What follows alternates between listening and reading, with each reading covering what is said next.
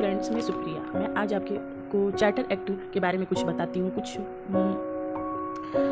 मुख्य बिंदु बताती हूँ। उसके बाद मैं पूरा नोट्स प्रोवाइड करवाती हूँ। चार्टर एक्ट 1833 मुख्य उद्देश्य सभी प्रकार के व्यापार को पूरी तरह से समाप्त करना तथा यूरोपीय लोगों को भारत में स्वतंत्र रूप से बसने की अनुमति दी गई थी। इसी एक्ट को लागू होने के कारण चाय का व्यापार को छोड़कर भारत के साथ कंपनी का व्यापार का एकाधिकार समाप्त कर लिया गया था।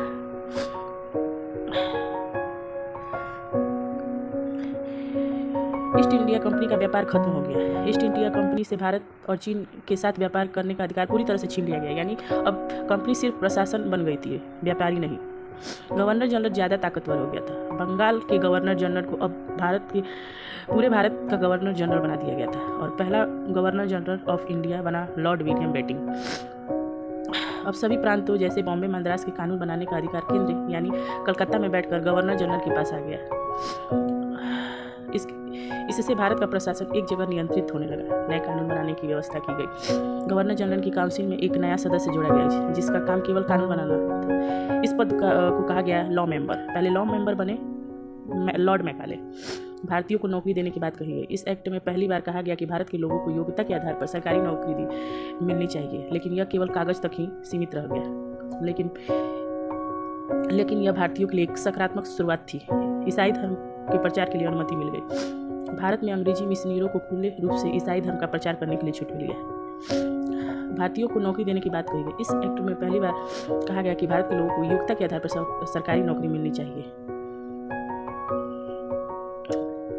अतः इससे यह निष्कर्ष निकलता है कि चार्टर एक्ट 1833 भारत के प्रशासन के इतिहास में एक बड़ा बदलाव लाने का कानून बना था। इसमें इस कंपनी की एक शासकीय संस्था बना दिया और भारत में केंद्रीय प्रशासन की नींव रखी गई। अब मैं आपको नोट्स प्रोवाइड करती हूँ, इसे आप अच्छे से नोट्स बना लीजिएगा। ये सभी एग्जामों में आपके काम आएगा।